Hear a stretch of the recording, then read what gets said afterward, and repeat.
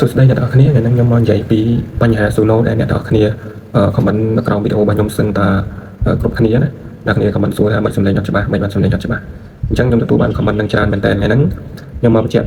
ឲ្យអ្នកនរគ្នាដឹងឲ្យច្បាស់តែម្ដងទៅព្រោះអាហ្នឹងមួយថ្ងៃហ្នឹងខ្ញុំបានតែវារួចរាល់ហើយអញ្ចឹងខ្ញុំដឹងច្បាស់ថាវាមកពីអី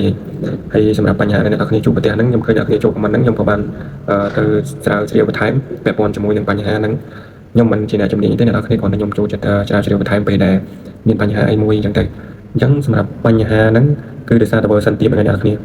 ហ្នឹងគឺបញ្ហាហ្នឹង 100% គឺបញ្ហាធំជាងគេហ្នឹងគឺដោយសារតែ version វាទាបអ្នកនរគ្នាខ្ញុំបញ្ហាអ្នកគ្នាមើលនៅលើក្រោមតើគឺបញ្ហាធំវាហ្នឹងគឺដោយសារតែ version វាហ្នឹងដោយសារតែ version នេះបើសិនជាអ្នកនរគ្នាអត់បានបង់លុយទេអ្នកនរគ្នានៅបាន version ទាបដូចជា version 4.5 ឬក៏ 3.5 អញ្ចឹងទៅអញ្ចឹងសម្រាប់ version ហ្នឹងខ្ញុំតែឲ្យសឹងតែគ្រប់website ដែលបង្កើតបទ AI version ទាបទាំងអស់ហ្នឹងគឺប្រើចេញមកសម្លេងភាសាខ្មែរអត់ច្បាស់ទេអញ្ចឹងគ្រប់សឹងតែគ្រប់ website ខ្ញុំបានតែឲ្យជាមួយនឹង Suno នេះខ្ញុំបានតែវាដែរគឺវាដូចគ្នាអញ្ចឹងគឺបញ្ហាធំរបស់វាដែលខ្ញុំបញ្ជាក់ដល់អ្នកនរគ្នានៅវីដេអូមុនខ្ញុំថាបញ្ហាវាមានច្រើនកត្តាទី1មកពី AI ទី2មកពី style play អញ្ចឹងទៅហើយនឹងមកពីកន្លែងសេរីខាងក្រោមហ្នឹងអញ្ចឹងទៅតាមពិតខ្ញុំច្រាវជ្រាវមកម្ដងទៀតបញ្ហាហ្នឹងគឺវាមកពី version វាហ្នឹងឯង 100% គឺមកពី version អញ្ចឹងបើអ្នកនរគ្នាចង់បានសម្លេងច្រៀងជាភាសាខ្មែររៀងច្បាស់អ្នកគ្នាបង់លុយទៅបង់លុយទិញ version Pro ហ្នឹងអញ្ចឹងអ្នកគ្នានឹងបានសម្លេងច្បាស់ហើយសម្រាប់ version ដែល free អត់បង់លុយនេះខ្ញុំសាកឲ្យ100បទបានច្បាស់ដូចជា 4-5 បទអីទេអញ្ចឹងសម្រាប់ version ទាបហ្នឹងអ្នកគ្នាអត់គួរប្រើវាជាការ generate បទចម្រៀងច្រៀងទេអ្នកគ្នាគួរតែប្រើវាទៅជាការ generate បទភ្លេងធម្មតាអញ្ចឹងណាអញ្ចឹងបើអ្នកគ្នាទៅចាប់ផ្ដើមទេខ្ញុំថាអ្នកគ្នាគួរតែ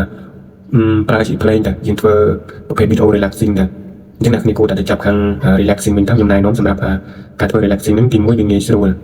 វីដេអូយើងអាចថតព្រៃថតធម្មជាតិថតផ្កាថតពេលមេឃភ្លៀងថតទឹកហូរទឹកធ្លាក់អីហ្នឹងហើយបន្ទាប់មក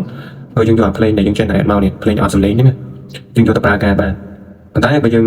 អត់បង់លុយយើងចូលទៅរកលុយក៏បានដែរគ្រាន់តែយើងអាចយកទៅ build channel យកទៅ test channel អីហ្នឹងណាអញ្ចឹងអ្នកគ្នាយកទៅប្រើទៅបើសិនជាអ្នកគ្នាប្រើទៅយកភ្លេងហ្នឹងទៅប្រើទៅវាដើរ channel របស់យើងដើរអ្នកនរគ្នាចាំពេញវាទៅអញ្ចឹងនេះតាមខ្ញុំណែនាំ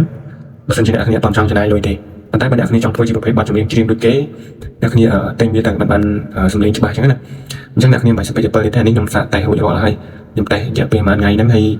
អ្នកគ្នាមិនបាច់ទៅរក website ណាក៏ដូចតែគ្នាដែលខ្ញុំសាកតេស្ត website ដែលបង្កើតបទ AI ផ្សេងពីហ្នឹងក្រុមហ៊ុនផ្សេងហ្នឹងគឺវាអញ្ចឹងដូចគ្នាទាំងអស់បញ្ហារបស់វាគឺសម្រាប់ version ទាបហ្នឹងវាអត់ឲ្យសម្លេងច្បាស់ទេអញ្ចឹងណាវានៅមានកម្រិតរបស់វាអញ្ចឹងបើអ្នកគ្នាអត់ទាន់ចង់បង់លុយចង់ប្រើ version free ហ្នឹងគឺយើងធ្វើជាប្រភេទភ្លេងទៅប្រភេទ play relaxing អ្នកគ្នាអាចទៅresearch មកក្នុង YouTube ទៅពីការធ្វើ content relaxing ហ្នឹងបានអ្នកគ្នាអាចធ្វើហ្នឹងបានអញ្ចឹងណាអញ្ចឹងសម្រាប់វីដេអូមួយហ្នឹងខ្ញុំគ្រាន់តែមកបញ្ជាក់អ្នកគ្នាប៉ុណ្្នឹងទេសម្រាប់វីដេអូក្រោយខ្ញុំអាចនឹងប្រាប់អ្នកគ្នាពីការធ្វើវីដេអូ relaxing ហើយយើងគួរតែធ្វើពីជំនាញណាទៅជំនាញណាអញ្ចឹងណាអញ្ចឹងបើអ្នកគ្នាគិតថាវីដេអូនេះមានប្រយោជន៍កុំភ្លេចជួយចុច like និងជួយចុច subscribe channel ខ្ញុំម្នាក់ៗបាយបាយ